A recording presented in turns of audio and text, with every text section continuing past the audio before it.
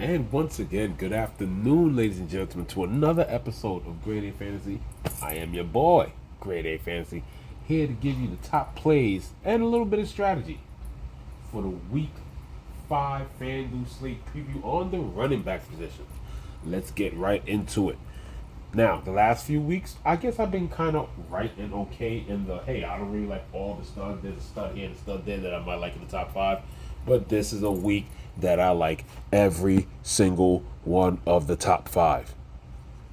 Let's start from the beginning. Jonathan Taylor, 9,500. He is the man this year. He's basically the Saquon of 2025. You can always count on him for 25 plus touches. Daniel Jones is dropping off the ball. That was one of the things that people were worried about. Him not getting the passing down stuff. He's getting it on the passing downs. He's getting on the blitz pickups. 25 touches, getting 3 to 5 catches a game. You gotta love that with Jonathan Taylor. Jahmyr Gibbs in a great position. Jahmyr Gibbs in a great position at 9,000 even. And that's the thing. There's some unique pricing here for each running back. Once you start from Jonathan Taylor, you pretty much save 500 from each of the next guys. Saquon Barkley, probably in his best matchup. This is probably the game that's going to get him going after having a decent Dallas game, which was paused by that lightning storm, which is an asterisk fantasy performance-wise. Saquon Barkley at 8,500, 13-2. It seems when you see all these people here with Derrick Henry and Devon Achane, it's been for a year and a half, Devon Achane's pass percentage, reception percentage, target percentage, it all goes up when one of the wide receivers, whether it was Waddle, Kittle, whoever the tight end was, whatever the case may be, it goes up just a bit. Derrick Henry is going to have to help Cooper Rush in a way. Now, don't get me wrong, Cooper Rush has played some backup role or whatever, but Cooper Rush is one of those quarterbacks that he has to have a good defense with a solid running game around him. Now, the year that he I think it was 2 years ago where Dak broke his ankle, and he came in for Dak, 12 touchdowns, 5 interceptions. That was over the course of the rest of the season. Because if I'm not mistaken, he broke his ankle, I think in like a week 4, 5, or 6 matchup. So basically, there was another 8 games of Cooper Rush. Pedestrian numbers. Cooper Rush is a cheap quarterback this week at 62, but it's going to be Derrick Henry that's going to have to suffice. Plus, like I said, in that time of Cooper Rush, looking up his stats, Cooper Rush is a strictly dump-off guy. He will try to target the number one, but he'll dump it off to his running backs and his tight ends. He's a short dink and dunk kind of quarterback, which is why Derrick Henry, I think, also takes a plus. So with all that said, I think because Cincy hasn't played well, you can easily skip Saquon, and people will get to Jonathan Taylor and Jahmyr Gibbs. I think Saquon will be the odd man in the middle for ownership purposes. And yeah, so pretty much from $95 to $8,100, Achane, Henry, Saquon, Gibbs, and Taylor are the top plays. In this field, if you made me pick 2, because obviously there's 2 running backs, obviously there's a flex, but if you made me pick 2, I think it would be the top 2. It would be the top 2. And if you made me switch from one, I guess to save the money, I would do Gibbs.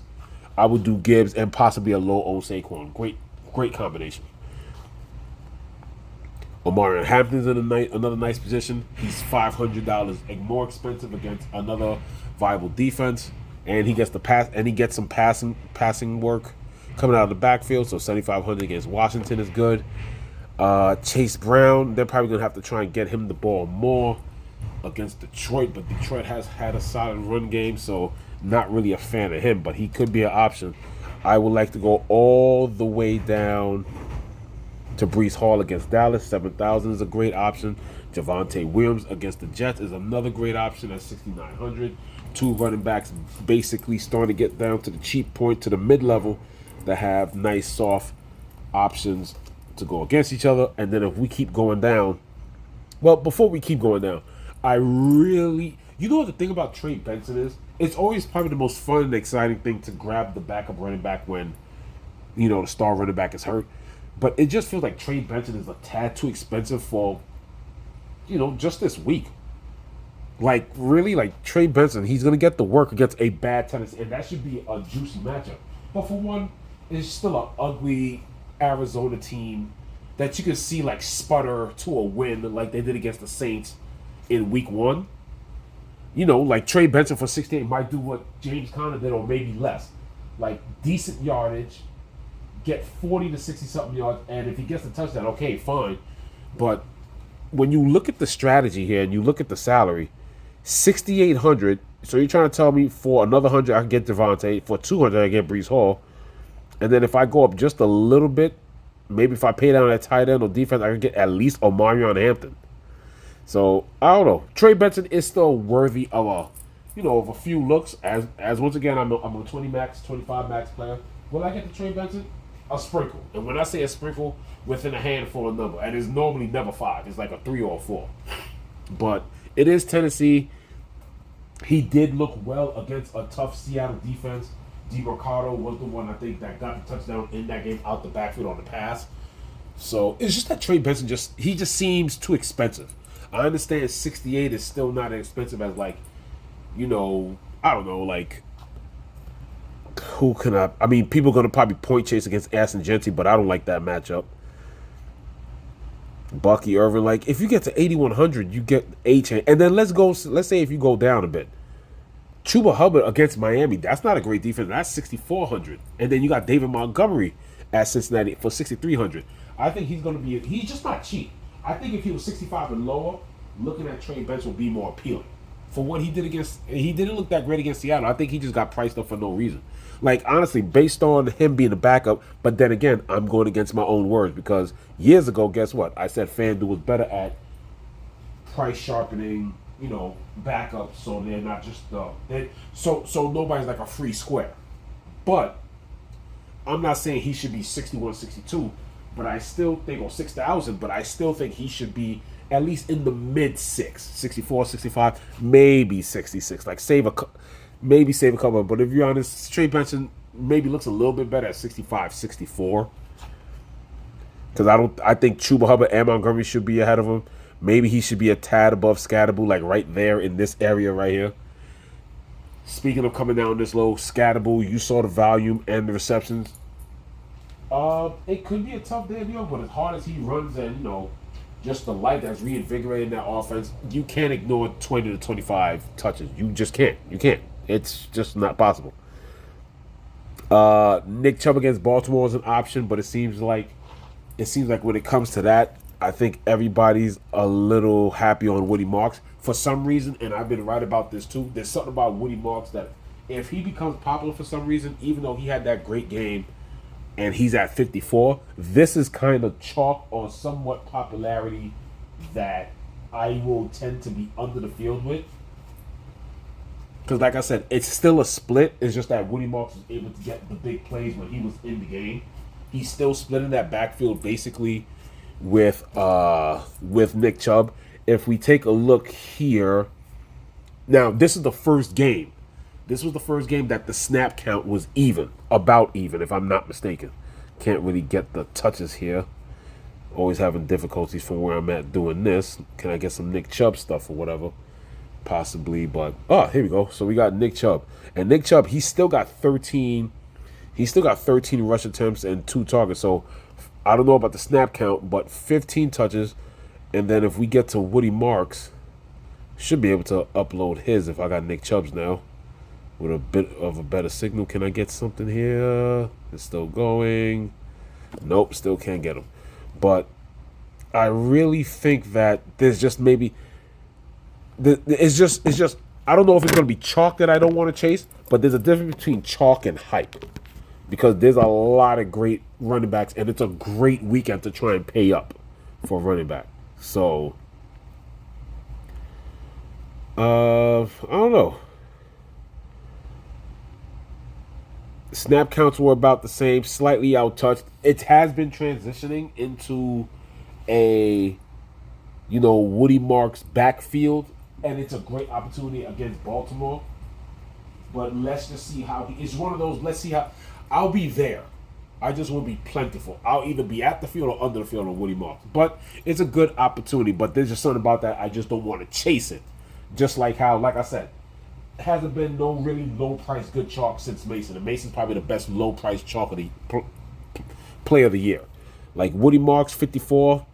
I would like to at least get some so I can say like, okay, if anything, I would rather be on the damn, I wish I had more than damn, I don't got none of like how I had Aston Genty. Aston Genty pretty much saved my weekend from making some money back.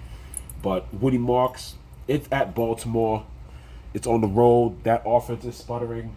Defense is horrible, so it's worth it. Now I'm not talking about like how last year when people talking about Kamara for about 5 to 6 weeks straight. And I faded Kamara when everybody thought that was probably crazy. You tell anybody in the fantasy industry around that time, in those first 2 to 3 weeks of popularity, and I was way under the field on Kamara. I'm not plainly saying that about Woody Marks, but it's one of those like we'll see how practice reports go or whatever. But the way it's improving, it looks like it's gonna be. It kind of started Chubb 65-35, and then it kind of switched a little bit. The percentage, I think, I don't know the exact number, but I think the percentage was kind of a Woody Marks 57-43 kind of thing. So maybe this week it could be a 60 whatever. So we'll see. We shall see. And then you go with Amari DiMercado. He could be an option lottery ticket. Keandre Miller's also interesting because as the trade rumors for Kamara, that smoke keeps increasing. And then it is Keandre Miller against a gettable Giants defense. But like I said, Giants defense have been playing up. You never know. It could be an interesting game or it could just be a slow, sluggish game. I think it's a slow, sluggish game. That could be like 23-17 between these two.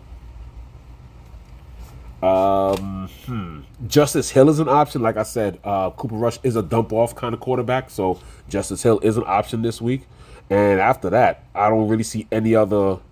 Tajay Spears makes his return, but like I said, coming off IR and he's opened his practice window. I don't think they give him a full workload. I think the furthest you can go is, Keandre Miller and Justice Hill. Especially Justice Hill. Justice Hill looks real good with somebody like Cooper Rush if they gang up on Derrick Henry somehow. Stuff 8, maybe even 9 in the box, and make Cooper Rush pass the ball. That's, one of those game flows that you can think about. It is true. But if there's something funny that when I looked at it, man, as you can see by the cover sheet, man, there is a great option to do this. The top 5 is going to be popular except for Barkley. I think it's very tournament viable for you to put both David Montgomery and Jahmyr Gibbs. Why? The rookie Harvey and J.K. Dobbins from Denver did what they did, and the offensive line did a great job. So if they did that to Cincinnati, I'm a Bronco fan, but I'm not a stupid Bronco fan. R.J. Harvey and J.K. Dobbins are absolutely not better than Jahmyr Gibbs and David Montgomery.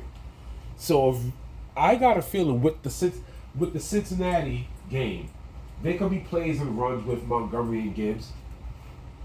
I got a feeling this could be a game where 3 or 4 of the touchdowns can be runs and run pass options, RPOs to Jahmyr Gibbs with some goal line inside the 5 touches to Montgomery. And I got a feeling Goff could have, and it's an offense that's viable for 5 touchdowns a week. 3 of them could go to the running backs, 4 of them could go to the running backs, and maybe as time goes on, their coach doesn't let up. So Goff can still get 2 TDs to maybe Laporta, St. Brown kind of thing. But I really have the feeling the floor for the touchdowns in this game, at least 3 are going to be to the quarterback. Which one of them get 2? I don't know. But it was just recently that it's a good format and an excellent format, contrarian format to have both of them in your lineup in a single game. But against this matchup, and as sorry as the Cincinnati defense is, this is a very viable to have both of them. You could easily have both of these running backs, and they're both in the 425 side, so they're at the end of the game. They're at the end of the day. You can have both of these running backs soaking up fantasy points, soaking up the touchdowns, and increasing both on the leaderboard. Instead of having one or the other trying to gain leverage, it's very viable that you can have both of these guys in the lineup.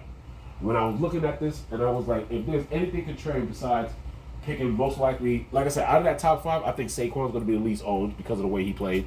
followed by Henry, but everybody else is going to be popular. But Henry's going to be popular regardless because everybody knows Henry has to pick up the workload for Cooper Rush the next few weeks, which he can handle that. It's just a case of how can he perform. But in this case, yes. If there's any fantasy advice I would like to give, Jahmyr Gibbs, David Montgomery, fantasy viable to have them both in your lineup because they are way better versions than RJ Harvey and J.K. Dobbins. This is your boy Grade A Fantasy. Thank you for tuning into the running back preview show. I should have tight end and defense. We'll see how that works out, but guarantee I could definitely say this. Once again, I will have them both out by, one will be tonight, the other will be by tomorrow afternoon. And good luck with the rest of your research. Thank you for tuning in once again. This is Grade A Fantasy, signing off.